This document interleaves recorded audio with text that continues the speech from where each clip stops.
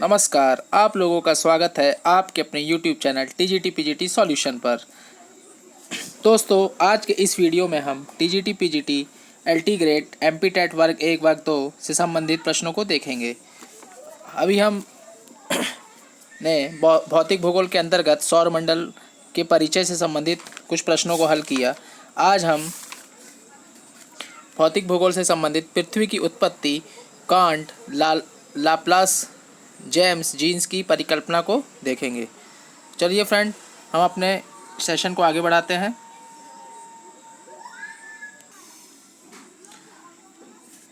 पृथ्वी की उत्पत्ति, can't, Laplace, James jeans की परिकल्पना से संबंधित प्रश्न है। प्रथम प्रश्न है 64, प्रश्न क्रमांक 64। किसे सामान्यतः इस विचार की वैधता को स्थापित करने का श्रेय दिया जाता है कि एक हिमयुग था जिसके दौरान उत्तरी यूरोप का अधिकांश भाग बर्फ की चादर से ढका था। ए. जूकर, बी. अगासिज, सी. रैमसे या डी. डब्ल्यू. पेंग। तो इस प्रश्न का सही उत्तर हो जाएगा बी. अगासिज। अगले प्रश्न की ओर बढ़ते हैं। प्रश्न क्रमांक 65 है, निम्न में से कौन सी अवधि सबसे लंबी है? ए. Eon, B. महाकल्प, सी. कल्प या डी. युग। तो इस प्रश्न का सही उत्तर हो जाएगा ए. इयॉन। अगले प्रश्न की ओर बढ़ते हैं। प्रश्न क्रमांक 66।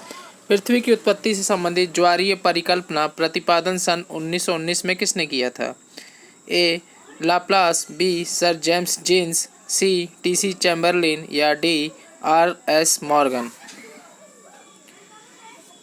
तो इस प्रश्न का सही उत्तर हो जाएगा बी. Sir James jeans.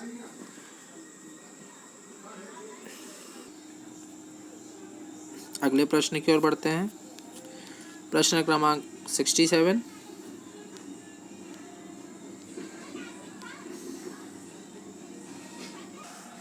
निम्नलिखित में से किस अवधि में कशेरुकी जानवरों की प्रथम उपस्थिति मानी जाती है? ए. मायोसीन काल, बी. कैम्ब्रियन काल, सी. आर्डोविसियन काल या डी. ट्रियासिक काल। तो इस प्रश्न का सही उत्तर हो जाएगा सी. आर्डोविसियन काल। अगले प्रश्न की ओर बढ़ते हैं। प्रश्न क्रमांक 68। निम्न में से कौन सी परिकल्पना होयल एवं लिटिल लटन द्वारा प्रतिपादित की गई? ए. नोवा परिकल्पना, बी. ज्वारीय परिकल्पना, सी. ग्रहाणु परिकल्पना या डी. निहारिका परिकल्पना। तो इस प्रश्न का सही उत्तर हो जाएगा ए. नोवा परिकल्पना। अगले प्रश्न की ओर बढ़ते हैं। डिस्क्रिप्शन भी देखते चलिए आप लोग। अगला प्रश्न 69, क्वेश्चन नंबर 69। निम्नलिखित में से किस काल में भूमि की सतह पर पौधों की उत्पत्ति और उपनिवेशीकरण शुरू हुआ? ए. कार्बोनिफेरस काल, बी. क्रिटेशस काल, सी. सिलुरियन तथा डिवोनियन काल या डी.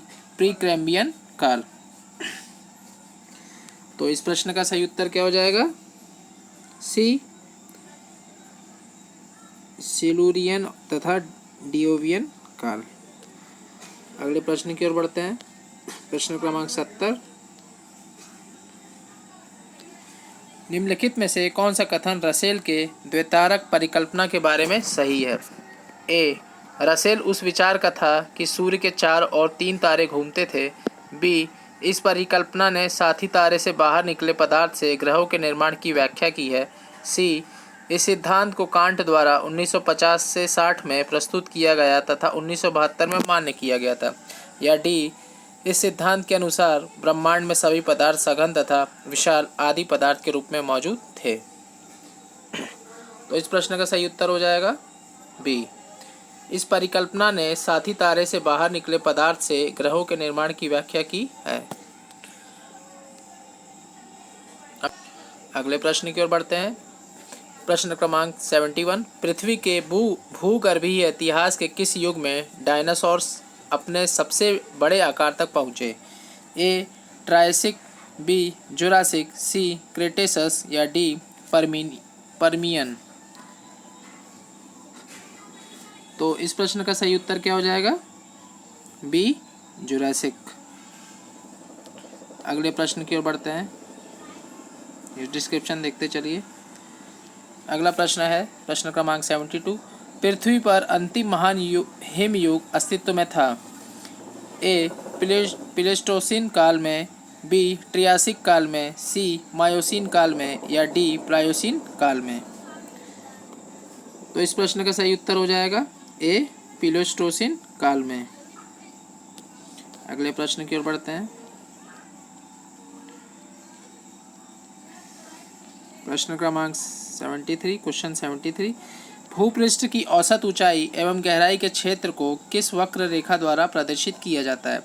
ए उच्चतादर्शी वक्र, बी आवर्ती वक्र, सी ओजाई व्यास संचयी आवृत्ति वक्र, या डी फ्रेंच वक्र। तो इस प्रश्न का सही उत्तर हो जाएगा ए उच्चादर्शी वक्र। अगले प्रश्न की ओर बढ़ते हैं, क्वेश्चन नंबर 74। सूची 1 को सूची 2 से सुमेलित करें। सूची 1 में भूवैज्ञानिक युग है और सूची 2 में भूवैज्ञानिक अवधि है। आपको भूवैज्ञानिक युग को भूवैज्ञानिक अवधि से मिलाना है। ए नियोजोइक, उसके सामने है फर्स्ट में जुरासिक, बी में मेसोजोइक, उसके सामने है मायोसिन, सी सेनोजोइक, उसके सामने तीसरे में है प्लेस्टोसिन, डी पैलियोजोइक पुराजीवी, और उसके सामने है चौथे में सिल्यूरियन। तो भूवैज्ञानिक युग को भूवैज्ञानिक अवधि से मिलाइए और इस प्रश्न का सही उत्तर दीजिए, कूट का चयन कीजिए। तो इस प्रश्न का सही उत्तर हो जाएगा डी।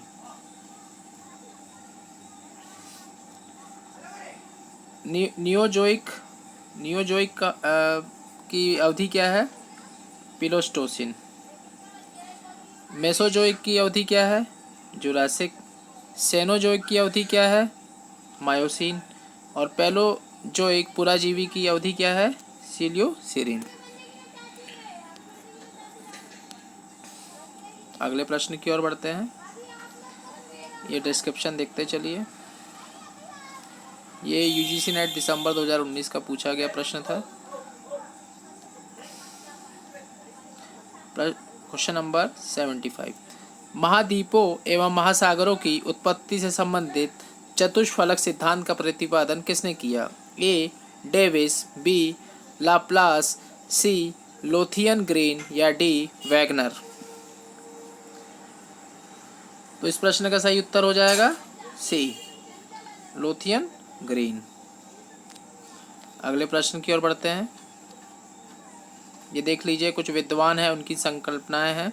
अगर कांट की बात करें तो उन्होंने कौन सी संकल्पनाएं दी हैं? वायव्य राशि संकल्पना। लाप्लास की अगर देखें, लाप्लास की देखें तो निहारिका संकल्पना बहुत ही इंपॉर्टेंट है, मोस्ट इम्पॉर्टेंट। चैम्बरलिन एवं मोल्टन की अगर देखें तो ग्रहाणु परिकल्पना। जेम्स ऑफ जीन्स की व जेफरीज की देखें, जेम्स जीन्स ऑफ जेफरीज की देखें तो ज्वारीय परिकल्पना। और आर्टो शीमट की देखें तो अंतरातरक धूल परिकल्पना। फ्रेड होयल लिटलन की देखें तो अभिनव तारा परिकल्पना। अगले प्रश्न की ओर बढ़ते हैं, क्वेश्चन नंबर 76। पृथ्वी की उत्पत्ति के संबंध में वायव्य राशि परिकल्पना प्रतिपादित करने वाला इमैनुअल कांट दर्शन शास्त्री थे। हमें इसमें ये बताना है कि इमैनुअल जो कांट थे वो कहाँ के थे, कौन से देश के रहवासी थे। तो इस प्रश्न का सही उत्तर हो जाएगा बी जर्मनी के थे ये। इसका डिस्क्रिप्शन देखिए, नोट में देखिए, बहुत ही महत्वपूर्ण बात लिखी है। इमैनुअल कांट महोदय को आराम कुर्सी वाला दार्शनिक भूगोलवेत्ता के रूप में जाना जाता है तथा इन्होंने वैज्ञानिक भूगोल को दार्शनिक आधार प्रदान किया। ठीक, इन्हें क्या कहा जाता है? कुर्सी वाला दार्शनिक। ये प्रश्न पूछा जा सकता है कि कुर्सी वाला दार्शनिक किसे कहा जाता है। तो इसका सही उत्तर हो जाएगा इमैनुअल कांट। अगले प्रश्न की ओर बढ़ते हैं। प्रश्न क्रमांक क्वेश्चन नंबर 77। ऑटो शिमिट की अंतरतारक धूल परिकल्पना किन वैज्ञानिकों के पूर्ववर्ती विचारों पर आधारित है? ए. जीन्स तथा जेफरीज, बी. होयल तथा लिटिलटन, सी. कॉन्ट तथा लाप्लास या डी. रसेल। तो इस प्रश्न का सही उत्तर हो जाएगा सी. कॉन्ट तथा लाप्लास।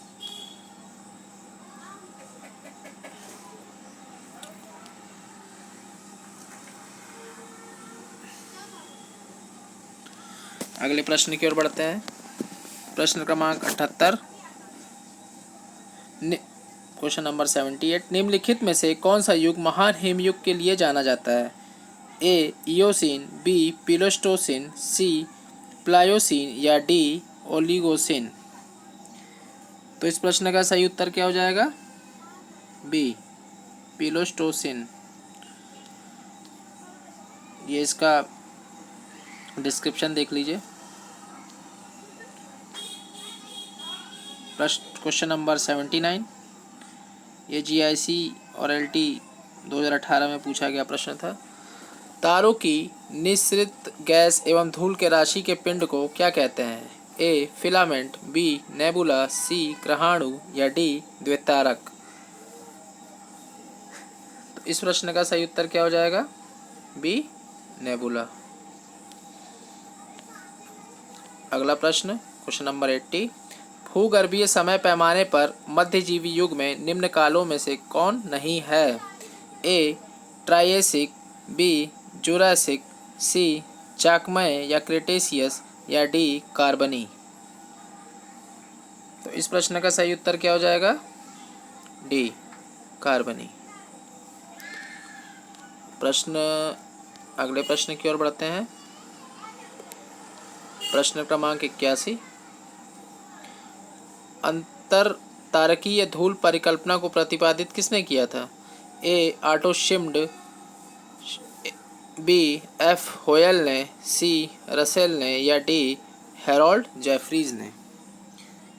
तो इस प्रश्न का सही उत्तर क्या हो जाएगा? ए. ऑटो शिमिट ने। अगले प्रश्न की ओर बढ़ते हैं। Question number 82।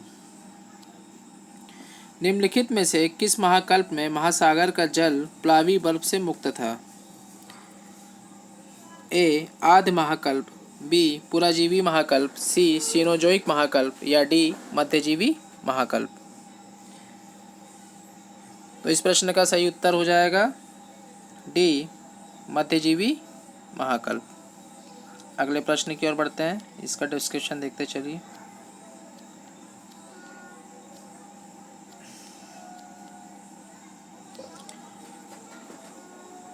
Question number 83। Filament शब्द का प्रयोग किया गया। ए. ग्रहाणु परिकल्पना में, बी. ज्वारीय परिकल्पना में, सी. सुपरनोवा परिकल्पना में कि डी. अंतरातारकीय धूल परिकल्पना में। तो इस प्रश्न का सही उत्तर हो जाएगा बी. ज्वारीय परिकल्पना में। क्वेश्चन नंबर 84 देखेंगे। तारों की निःसृत गैस एवं धूल के राशि के पिंड को क्या कहते थे? A. Filament, B. Nebula, C. ग्रहाणु या डी. द्वितारक। तो इस प्रश्न का सही उत्तर क्या हो जाएगा?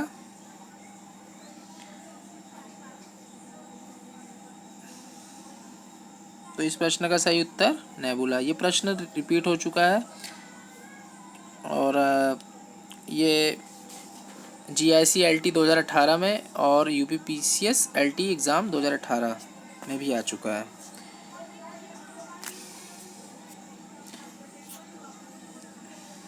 Question number 85। नेब्यूलार चक्रिका प्रतिमान में सबसे बड़ी अनसुलझी समस्या क्या है? ग्रहों की अभिवृद्धि प्रतिमान, बी. गैसीय वलय का प्रतिमान, सी. ग्रहाणु प्रतिमान या डी. मूल ग्रह प्रतिमान। इस प्रश्न का सही उत्तर हो जाएगा ग्रहाणु प्रतिमान। अगले प्रश्न की ओर बढ़ते हैं।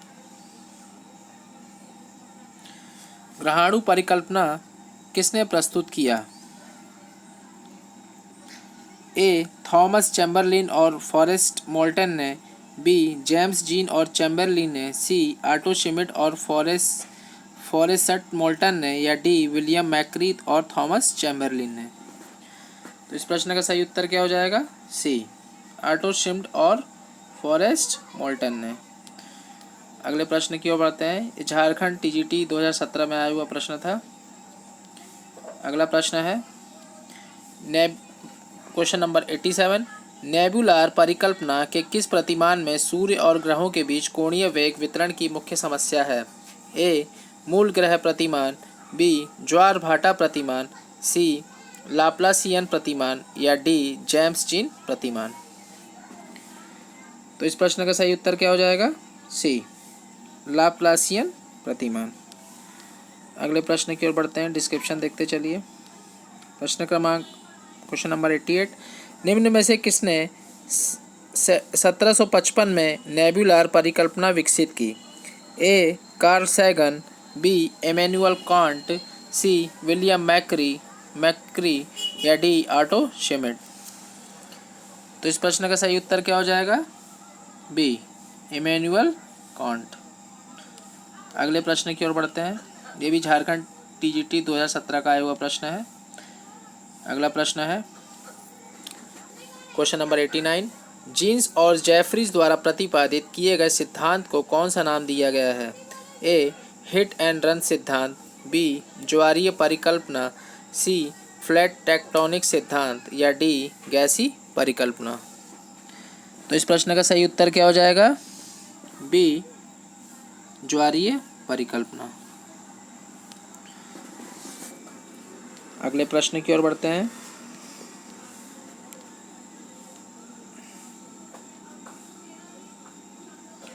यह क्वेश्चन नंबर 90। यह किसका कथन है, मुझे पदार्थ दो और मैं इसकी पूरी दुनिया का निर्माण कर दूंगा? ए चैम्बरलिन, बी जेम्स और जेफरी, सी इमैनुअल कांट, या डी लाप्लास। तो इस प्रश्न का सही उत्तर क्या हो जाएगा? सी इमैनुअल कांट। अगले प्रश्न की ओर बढ़ते हैं। Question number 91। पृथ्वी की उत्पत्ति की निहारिका परिकल्पना का प्रतिपादन किसने किया था? ए कांट, बी होयल, सी मोल्टन, या डी लाप्लास। तो इस प्रश्न का सही उत्तर क्या हो जाएगा? D Laplace. बहुत ही महत्वपूर्ण प्रश्न है, आ सकता है इस बार की होने वाली परीक्षाओं में। अगले प्रश्न की ओर बढ़ते हैं। ये देख लीजिए इसका डिस्क्रिप्शन। पृथ्वी की उत्पत्ति की विभिन्न परिकल्पनाएं विभिन्न भूगोलविद द्वारा की गई हैं, जिसमें लाप्लास और रॉस ने किसकी परिकल्पना की है? निहारिका परिकल्पना। डॉक्टर वॉन वीज सेकर ने किसकी परिकल्पना की है? निहारिका मेघ परिकल्पना। थोड़ा सा ये कंफ्यूजिंग है।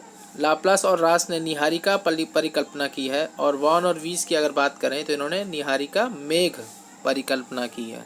बस इसमें मेघ और जुड़ जाएगा। बाकी कांट ने गैसीय परिकल्पना की है और होयल ने सुपरनोवा परिकल्पना की है। Question number 92। विश्व की स्थलाकृति का अधिकांश भाग निम्नलिखित युग का है? ए कैम्ब्रियन पूर्व महाकल्प का, बी पुराजीवी महाकल्प का, सी मध्यजीवी महाकल्प का, कि डी नवजीव महाकल्प का। तो इस प्रश्न का सही उत्तर क्या हो जाएगा? डी नवजीव महाकल्प का। इसका डिस्क्रिप्शन देखते चलिए। नवजीवी महाकल्प में कौन कौन से कल्प आते हैं? प्रथम टर्शियरी कल्प, द्वितीय क्वाटरनरी कल्प। बहुत ही महत्वपूर्ण डिस्क्रिप्शन है, इससे भी एक प्रश्न बन सकता है। टर्शियरी जो कल्प है में हिमालय की उत्पत्ति हुई है तथा आल्प्स एटलस प्रमुख पर्वत का निर्माण हुआ है। बहुत ही महत्वपूर्ण प्रश्न है। इसमें आगे किसी भी परीक्षा में ये पूछा जा सकता है कि आल्प्स जो पर्वत है, जो एटलस जो पर्वत है, उसका निर्माण किस युग में हुआ है या किस कल्प में हुआ है? तो टर्शियरी कल्प। भारतीय मानसून की अगर बात करें, उसकी उत्पत्ति एवं थार के रेगिस्तान का निर्माण भी इसी कल्प में हुआ है। महत्वपूर्ण प्रश्न है। भारत के मानसून को दृष्टिगत रखते हुए गंगा सिंधु के बेसिन का निर्माण भी इसी कल्प में हुआ है। क्वाटरी कल्प की अगर बात करें, इसके अंतर्गत गंगा व सिंधु, क्वाटरी कल्प में इसके अंतर्गत गंगा व सिंधु के मैदान के निर्माण हुए हैं। महत्वपूर्ण प्रश्न है। अगला प्रश्न देखें। Question number 93। किस महाकल्प को ट्रियासिक, जुरासिक तथा क्रेटेशियस युग में बांटा गया है? ए मेसोजोइक महाकल्प, बी केनोजोइक महाकल्प, सी आर्कियोजोइक महाकल्प, या डी उपयुक्त में से कोई नहीं। तो इस प्रश्न का सही उत्तर क्या हो जाएगा? ए मेसोजोइक महाकल्प। ये इसका डिस्क्रिप्शन देखते चलिए। Question number 94। निम्नलिखित भूगर्भिक युगों का सही कालानुक्रम है? A Pleistocene, Pliocene, Holocene, Miocene, B Miocene, Pliocene, Pleistocene, Holocene, C Holocene, Miocene, Pleistocene, Pliocene, या डी प्लायोसीन, प्लेइस्टोसीन, होलोसीन या मायोसीन। इन युगों का सही कालानुक्रम जमाइए। तो इस प्रश्न का सही उत्तर क्या हो जाएगा?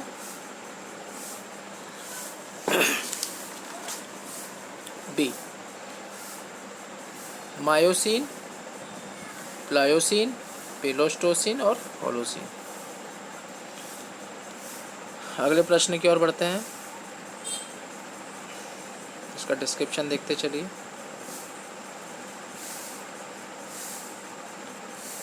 Question number 95। निम्नलिखित खनिजों में से किसका पृथ्वी की आयु के परिकलन में सामान्यतः प्रयोग किया जाता है? ए लौह अयस्क, बी थोरियम सीसा, सी तांबा, या डी निकल। तो इस प्रश्न का सही उत्तर क्या हो जाएगा? थोरियम सीसा। माफ कीजिएगा।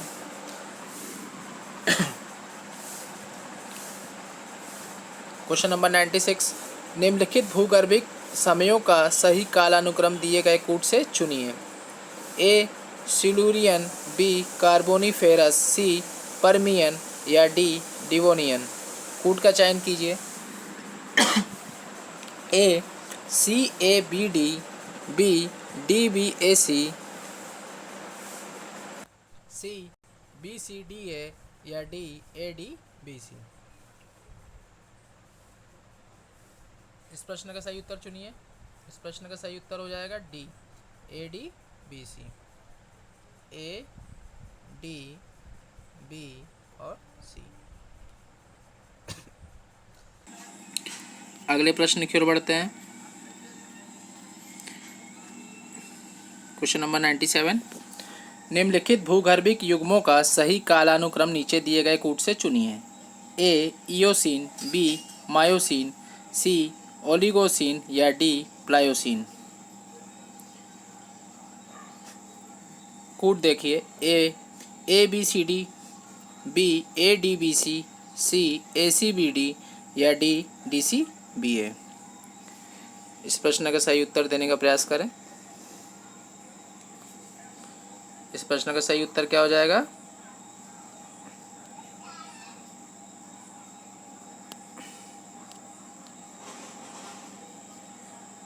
सी ए सी बी डी। प्रथम में आएगा इयोसीन, फिर आएगा ओलिगोसीन, फिर आएगा मायोसीन, फिर आएगा डी प्लायोसीन। इस टेबल के माध्यम से देखिए। तृतीय युग शक इयोसीन, अवधि 30 मिलियन, प्रारंभ होने का समय 70 मिलियन। ओलिगोसीन, अवधि 15 मिलियन, प्रारंभ होने का समय 40 मिलियन। मायोसीन की बात करें, अवधि वर्षों में 14 मिलियन, प्रारंभ होने का समय 25 मिलियन। प्लायोसीन की बात करें, अवधि 10 मिलियन और प्रारंभ होने का समय 11 मिलियन। फिर चतुर्थक आ जाता है, जिसमें प्लेइस्टोसीन आ जाता है 9,90,000। प्रश्न क्रमांक क्वेश्चन नंबर 98। निम्नलिखित में से कौन सिद्धांत अद्वैतवादी संकल्पना से संबंधित है? ए द्वितारक परिकल्पना, बी निहारिका परिकल्पना, सी ग्रहाणु परिकल्पना या डी ज्वारीय परिकल्पना। तो इस प्रश्न का सही उत्तर क्या हो जाएगा? बी निहारिका परिकल्पना। अगले प्रश्न की ओर बढ़ते हैं। सूची 1 को सूची 2 से सुमेलित कीजिए। ए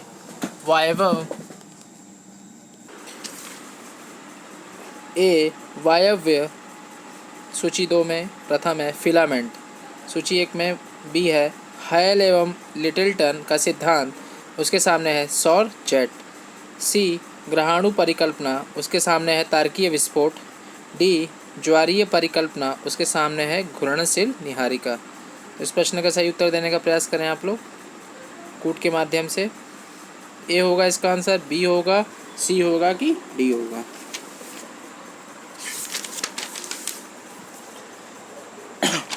तो इस प्रश्न का सही उत्तर क्या हो जाएगा? सी। ए का 4, बी का वायव्य का क्या हो जाएगा? घूर्णनशील निहारिका। जो बी है हॉयल एवं लिटिलटन का सिद्धांत, ये किससे संबंधित है? तारकीय विस्फोट से। ग्रहाणु परिकल्पना की बात करें तो किससे संबंधित है? सौर जेट से। ज्वारीय परिकल्पना की बात करें तो किससे संबंधित है? ये फिलामेंट से। इसका डिस्क्रिप्शन में देख लीजिए। क्वेश्चन नंबर 100, निम्नलिखित में से कौन सा युग्म सुमेलित नहीं है? ए कांट का गैसीय सिद्धांत, बी जेम्स जीन्स एवं जेफरीज का ग्रहाणु परिकल्पना, सी रसेल का द्वितारक परिकल्पना या डी लाप्लास का निहारिका परिकल्पना। तो इस प्रश्न का सही उत्तर देने का प्रयास करें। तो इस प्रश्न का सही उत्तर क्या हो जाएगा? बी जेम्स जीन्स एवं जेफरीज का ग्रहाणु परिकल्पना। अगले प्रश्न की ओर बढ़ते हैं। क्वेश्चन नंबर 101, निम्नलिखित में सही क्रम कौन सा है? A Oligocene, Pliocene, Miocene, Eocene. B Miocene, Eocene, Pliocene, Oligocene. C Eocene, Oligocene, Miocene या Pliocene. D Pliocene, Oligocene, Miocene या आयोसिन। तो इस प्रश्न का सही उत्तर क्या हो जाएगा? इस प्रश्न का सही उत्तर सी आयोसिन, ओलिगोसिन, मायोसिन या प्लायोसिन। अगले प्रश्न की ओर बढ़ते हैं। क्वेश्चन 102, पृथ्वी की उत्पत्ति विषयक नवतारा सिद्धांत नोवा थ्योरी के प्रतिपादक कौन है? ए चैम्बरलिन व मोल्टन, बी होयल और लिटिलटन, सी कार्ल वॉन विसेकर या डी ऑटो शेमिट। तो इस प्रश्न का सही उत्तर क्या हो जाएगा? तो इस प्रश्न का सही उत्तर क्या हो जाएगा?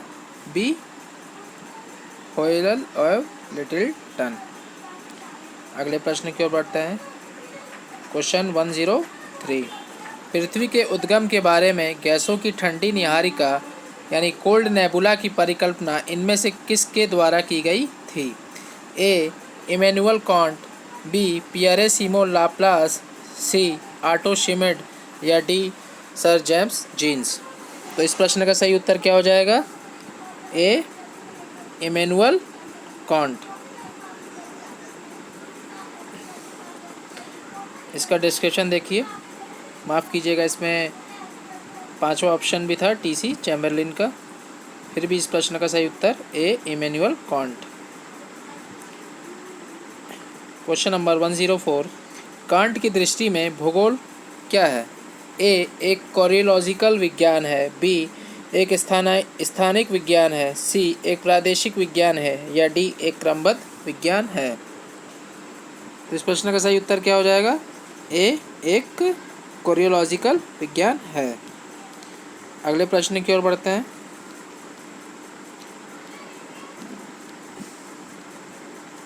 प्रश्न क्रमांक क्वेश्चन नंबर 105, निहारिका यानी नेबुला क्या है? एक तप्त गैस का बादल, बी एक तप्त गैस का गोला, सी धूल और मिट्टी के कणों का मिश्रण या डी इनमें से कोई नहीं। तो इस प्रश्न का सही उत्तर क्या हो जाएगा?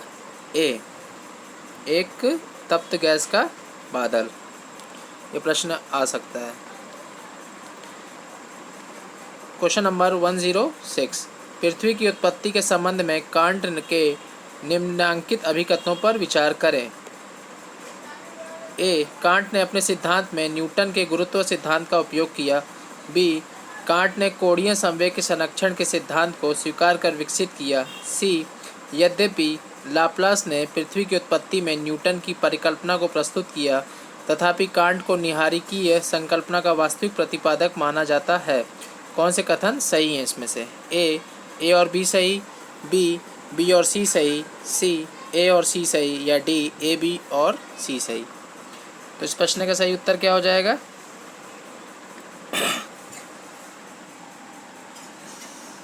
इस प्रश्न का सही उत्तर हो जाएगा डी, ए बी और सी सही, तीनों सही हैं। ये भी सही है, ये भी सही और ये भी सही है। क्वेश्चन 107, बहुत ही महत्वपूर्ण प्रश्न। सौर कलंक है। ए, सूर्य की सतह के काले धब्बे, बी, सूर्य के समीप काले धब्बे, सी, सूर्य के समीप के लाल धब्बे, या डी इनमें से कोई नहीं? तो इस प्रश्न का सही उत्तर क्या हो जाएगा? ए, सूर्य की सतह के काले धब्बे। अगले प्रश्न की ओर बढ़ते हैं।